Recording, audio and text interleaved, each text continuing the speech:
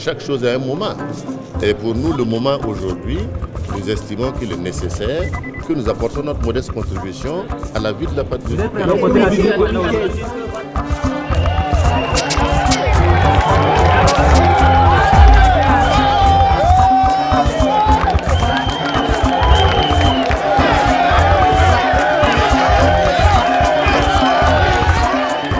Le président du Faso, Roch Marc Christian Kaboré, a accédé à la magistrature suprême à l'occasion de l'élection présidentielle du 29 novembre 2015 avec une majorité confortable de 53,49%.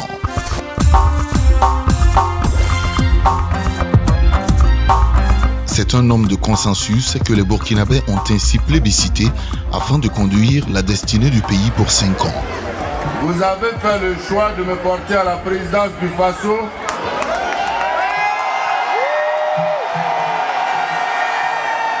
Conformément à votre pouvoir souverain. Mes premiers sentiments sont des sentiments de reconnaissance pour l'honneur qui m'est fait pour exercer cette fonction exaltante dont je mesure par ailleurs le poids de la charge. Je voudrais en ces moments historiques rendre un hommage appuyé au vaillant peuple burkinabé et à tous les combattants de la liberté et de la démocratie. Je crois à la capacité de notre peuple à relever les défis qui se dressent devant nous pour bâtir ensemble un Burkina Faso de démocratie, de progrès économique et social, de liberté et de justice. Tel est le sens de mon engagement en accédant à la plus haute charge de l'État. Je jure devant le peuple burkinabé, sur mon honneur de préserver, de respecter, de faire respecter et de défendre la Constitution et les lois, de tout mettre en œuvre pour garantir la justice à tous les habitants de Burkina Faso. L'élection de Roch Marc Christian Kaboré a suscité de grands espoirs de développement et de changements positifs au Burkina Faso. Le président du Faso, élu sur la base d'un programme pragmatique et cohérent, a traduit les attentes de son peuple dans un document stratégique ambitieux, le Plan national de développement économique et social, PNDES. Le programme du président, le programme du candidat doit être la base du programme de développement de notre pays. Pour nous, il n'est pas question d'avoir un programme présidentiel qui est d'un côté et d'autre côté des programmes que nous faisons avec nos partenaires qui n'a pas de lien avec le programme du président. C'est pourquoi nous avons dit, à partir du programme du président, on va établir le plan national de développement économique et social. Adopté le 20 juillet 2016 selon un processus inclusif et participatif, le plan a été mis en œuvre durant la période de 2016-2020. Il a été axé sur une nouvelle dynamique de croissance économique forte, durable et inclusive à travers une transformation structurelle de l'économie. Il est resté cohérent avec le programme présidentiel qui vise à bâtir avec le peuple un Burkina de démocratie, de progrès économique et social, de liberté et de justice. Malgré le contexte très éprouvant de mise en œuvre du plan, les résultats ont été très appréciables selon les axes. Si on prend l'axe 1, la réforme des institutions et modernisation de l'administration publique, incontestablement, la mise en œuvre du PNDS a permis au Burkina Faso d'avancer en matière d'indépendance de la justice. Nous avons tous signé quand même le pacte pour le renouveau de la justice. Et dans mon programme, j'ai précisé que j'allais appliquer ce pacte-là. Nous devons donner plus de moyens aux juges et à la magistrature pour assumer ces missions. Nous devons pouvoir simplifier les procédures pour permettre d'accélérer et faire en sorte de rapprocher la justice des citoyens. La période PNDS a permis donc au secteur de la justice de davantage donc se diversifier, se spécialiser. Ainsi, par exemple, le pôle judiciaire spécialisé contre les infractions économiques et un autre pôle judiciaire spécialisé en charge donc des crimes de terrorisme. Le défi de la bonne gouvernance et de l'amélioration de la qualité des institutions a mis en avant la stabilité des institutions républicaines, le développement d'une culture nationale pour la préservation l'innovation et la promotion de la fierté et de l'identité nationale. La réforme donc des forces armées nationales pour les unir au sein donc d'un commandement unique, si c'est une grande réforme. Il y a eu aussi une amélioration de la gouvernance économique.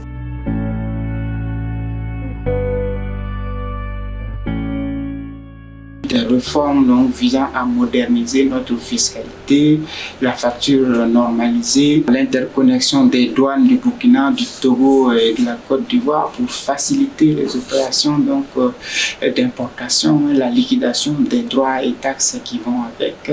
Incontestablement, la mise en œuvre du PNDS a permis au Burkina Faso de renforcer son dispositif de financement de l'économie avec la création et la mise en service de la Banque agricole du Faso qui opère aujourd'hui au niveau donc de ces deux agences de Ouagadougou et de Bourg-Dioulasso avec on va dire aussi la mise en service de la Caisse des dépôts et consignations, toujours dans la même veine de renforcement de la capacité à financer notre économie, la création d'un certain nombre de fonds, le fonds de développement agricole, programme Burkina Startup, donc pour accompagner les jeunes entreprises ainsi que le lancement d'un programme d'autonomisation économique des jeunes et des femmes, l'adoption d'un nouveau code des investissements donc, qui ouvre plus de facilité aux investisseurs, la digitalisation aussi des opérations donc, de paiement de l'impôt, de déclaration de l'impôt, donc les téléprocédures. Aujourd'hui, les jeunes ils peuvent s'inscrire en ligne dans les concours, dans les universités. Ils n'ont plus la charge lourde de faire les déplacements et faire les longs rangs. Le défi de la disponibilité et de l'employabilité de ressources humaines adaptées aux besoins de l'économie nationale a requis un investissement conséquent pour accumuler davantage de capital humain grâce à l'amélioration du rendement du système éducatif, de la couverture sanitaire, de la maîtrise de la dynamique démographique. Nous devons travailler à ce que 16% de ceux qui font la formation générale aient l'enseignement technique et professionnel. Parce que c'est de cette manière que nous pouvons résoudre durablement les questions de chômage. Nous devons permettre aux jeunes, quel que soit le niveau auquel ils vont sortir, d'avoir un métier qu'ils peuvent faire. Et c'est pour cela que nous insistons là-dessus. Je peux, en tant que secrétaire permanent du Plan national de développement économique et social, disons, identifier des motifs de satisfaction. L'amorçage là, du basculement de l'éducation vers plus d'enseignement technique et professionnel. La construction des 8 lycées scientifiques, de 5 lycées techniques et de 3 lycées professionnels. Que déjà, les premiers résultats, par exemple, au bac des premiers lycées scientifiques donne raison au gouvernement et au chef de l'État burkinabé d'avoir engagé le pays dans cette voie.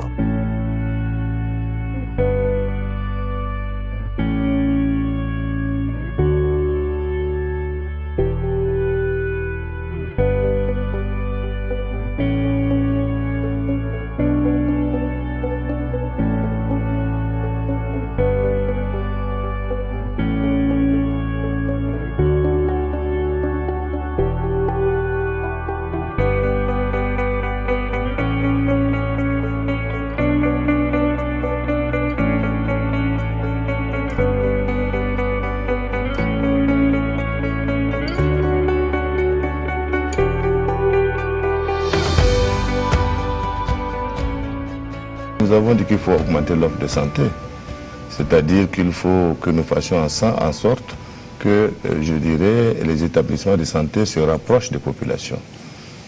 J'ai dit également qu'il nous faut relever les plateaux techniques. Il nous faut aboutir à une formation, je dirais, de spécialistes.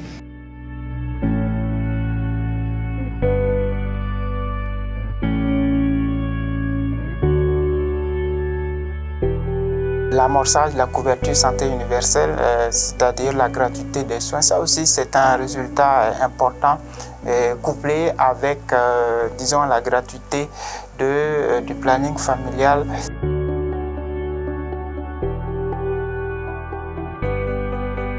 L'adoption et la mise en route aujourd'hui de ce qu'on appelle la loi sur la fonction publique hospitalière pour fidéliser le personnel traitant grâce au recrutement important et conséquent effectué de ce type de personnel, médecins généralistes comme médecins spécialistes. L'impact a été que le ratio habitant par médecin a été nettement amélioré. Il y a un grand effort pour équiper en formation sanitaire de premier rang, de second rang et de troisième rang, mais aussi pour normaliser les formations sanitaires.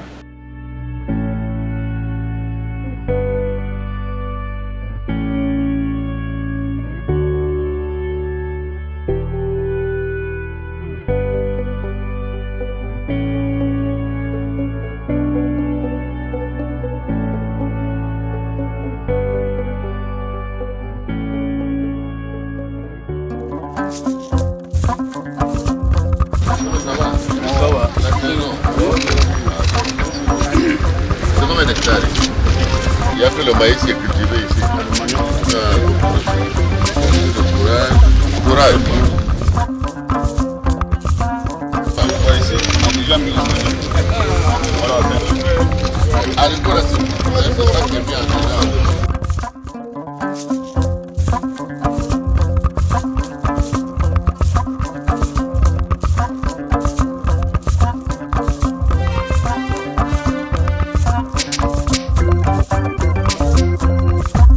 C'est l'effort d'aménagement agricole avec les aménagements de bas-fonds, avec également les aménagements de périmètres à vocation d'irrigation.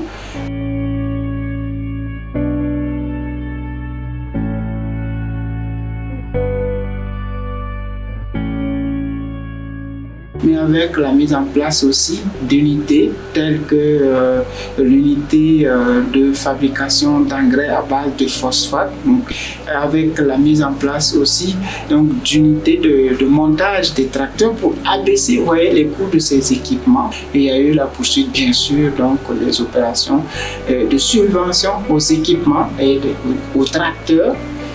C'est avec une grande joie que nous accueillons dans ce jour les tracteurs, les 26 tracteurs. Donc nous disons merci au gouvernement pour cet accompagnement aux producteurs. Ces tracteurs qui viennent d'être remis aux chambres régionales d'agriculture vont alléger la peine des producteurs moyens, ceux-là qui ne peuvent pas avoir de tracteurs à eux-mêmes pour leur exploitation et qui sont dans les besoins d'avoir quand même des superficies rapidement emblavées. La mise en place de manière complémentaire aussi d'une centrale d'achat des intrants agricoles, ce qu'on appelait la centrale Caïman. Il y a eu aussi, bien sûr, la mise en place de l'abattoir moderne de Kaya et d'autres projets sont en cours dans la même chaîne de l'industrie carnique. Le défi du développement des bases productives et de la compétitivité a été relevé par le développement industriel et l'amélioration de la compétitivité des secteurs de production et de transformation des produits nationaux générateurs d'emplois. Nous devons faire en sorte de consommer burkinabé. Pourquoi? Parce que cela participe au développement de notre économie, que ce soit dans l'agriculture, que ce soit dans l'élevage, parce que comme vous savez, nous avons beaucoup de produits, le sésame. On peut mettre une petite et moyenne entreprise pour les souffleries, le traitement, l'empaquetage, pour donner une qualité de la valeur ajoutée à la vente à l'extérieur, à l'international. Nous avons l'anacarde qui produit au Burkina Faso. Au lieu de le vendre comme ça, nous pouvons le traiter avant. Ça nous donne plus d'argent pour ceux qui produisent l'anacarde, qui le collectent. Au niveau de l'élevage, nous avons le lait. On se dit toujours, on importe beaucoup de lait de l'extérieur, on importe du beurre. On a la possibilité de développer également des industries pour travailler dans ce domaine. Et je n'oublie pas le coton, qui est un facteur important, où nous pouvons faire quand même la transformation partielle de ce potentiel que nous avons déjà d'ailleurs, soit en phasophanie, soit en tissu, etc., etc. Donc, il y a quand même des raisons de faire en sorte que l'industrialisation ait un sens.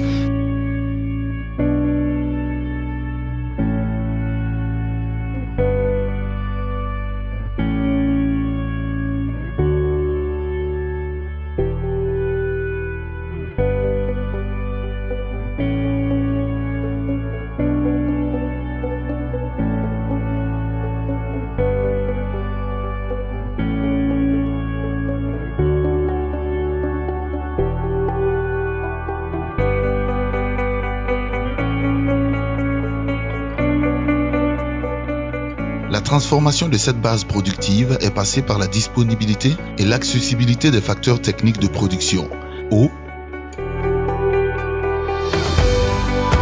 énergie,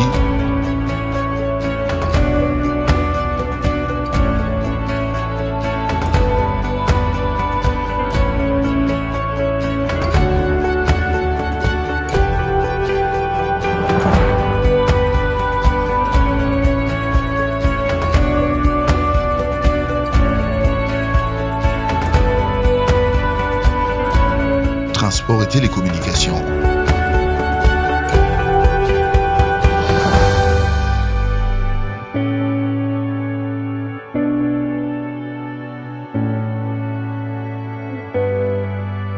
L'orientation de la recherche et développement vers les besoins nationaux d'innovation technique et technologique. Je voulais dire merci, lui même ma reconnaissance au président du Faso parce qu'il a permis que le Burkina Faso devienne une nation spatiale dans un temps très proche. Il a permis que, malgré la modestie de nos moyens financiers, que nous puissions être la première nation francophone en Afrique d'avoir une station au sol.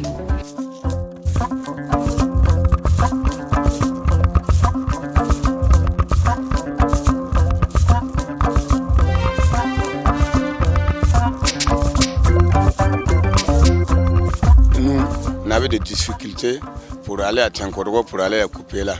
On a une nouvelle voie maintenant, mais on est content. C'était beaucoup de trous sur la route. Mais maintenant, ils ont arrangé tout ça. C'est revenu propre. Un circuit comme on veut.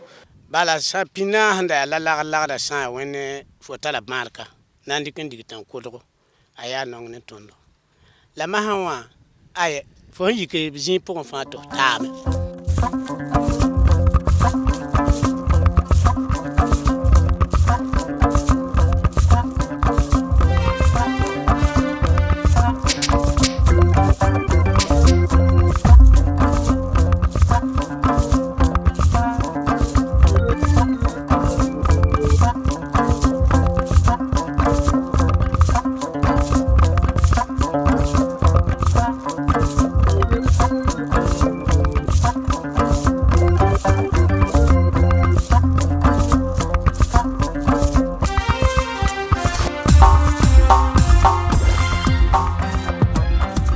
Avec Roch-Marc Christian Kaboré, la vision de faire du Burkina Faso une nation démocratique, unie et solidaire, transformant la structure de son économie pour réaliser une croissance forte et inclusive au moyen de modes de consommation et de production durable, est en passe de devenir une réalité tangible.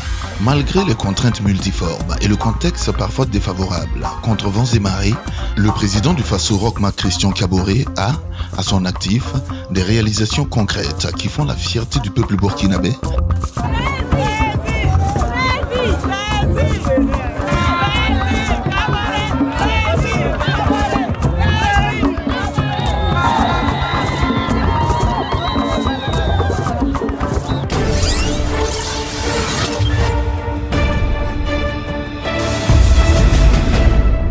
Nous, femmes, hommes de toutes origines socio-professionnelles et de toutes générations, partisans, progressistes et patriotes, nous avons mis en place The Rock Label, qui est un outil participatif engagé dans la campagne présidentielle pour la réélection du candidat Roch-Marc Christian Kaboré le 22 novembre 2020. Nous sommes convaincus que la consolidation et la poursuite des réformes structurelles, la promotion du vivre ensemble et de notre culture engagée durant le quinquennat 2015-2020 sont les bases essentielles pour un développement harmonieux de notre chère patrie, le Burkina Faso. Nous sommes engagés à promouvoir le bilan et le nouveau programme du président Roch-Marc Christian Kaboré. Nous voulons mobiliser l'intelligence collective pour contribuer à nourrir davantage, par des idées innovantes et progressistes, les projets du programme du candidat Roch Kaboré. Ensemble et avec Roch Kaboré, nous serons plus forts et nous trouverons des raisons de croire en nous-mêmes, en nos capacités de modeler notre destin et de construire le Burkina de nos rêves. On aurait pu individuellement aller mettre nos bulletins silencieusement dans les urnes le 22 novembre, mais nous avons dit, si nous sommes convaincus que c'est celui qu'il nous faudra pour continuer à mettre en œuvre des projets ensemble, pourquoi pas ne pas le dire au départ et pourquoi ne pas mobiliser les Burkinabés pour le faire avec nous. nous avons déclenché une machine qui va agir dans l'ensemble des régions, dans l'ensemble des provinces, dans l'ensemble des villes et villages, qui fera une campagne de proximité auprès donc des concitoyens et des concitoyennes, auprès donc de tous ceux qui détiennent une carte d'électeur, pour qu'au soir du 22 novembre, la victoire soit indiscutable. Ensemble, nous avons des milliers de raisons de nous mettre en action pour une victoire éclatante du candidat Roch Marc Christian Kaboré au soir de l'élection présidentielle du 22 novembre 2020. Roch, le label de la cohésion sociale et du développement. Peuple du Burkina Faso, chers compatriotes, burkinabés de l'intérieur et de l'extérieur, amis et partenaires du Burkina Faso, depuis la nuit des temps, les Burkinabés ont toujours su cultiver des valeurs de tolérance, de justice, de droiture morale, de travail et de cohésion sociale. En outre, ils ont su rejeter l'exploitation, la domination et l'oppression, d'où qu'elles viennent, comme en témoignent les grandes révoltes contre l'oppression coloniale avant la création de la colonie de Haute-Volta pour l'affirmation de la dignité humaine. Jusqu'à nos jours, les Voltaïques, puis les Burkinabés, ont-ils su forger progressivement dans la douleur, la sueur et le sang les fondements d'une communauté de destin, d'une nation digne, fière et respectée, plurielle et unie. L'État burkinabé, dont le Faso est la forme républicaine, est une réalité vivante et agissante dans le concert des nations. Autant l'État doit son existence à son territoire, aux hommes qui en relèvent et aux institutions de leur gouvernance, autant la nation burkinabé renvoie quant à elle à ce lien sentimental, à cette volonté de vivre ensemble et d'être liés par une communauté de destin. Le président du Faso, Roch Marc Christian Kaboré, a ainsi tout mis en œuvre pour mériter la confiance placée en lui par le peuple. En cela, il compte poursuivre son œuvre de rassemblement et de développement inclusif et participatif au profit de tous les Burkinabés.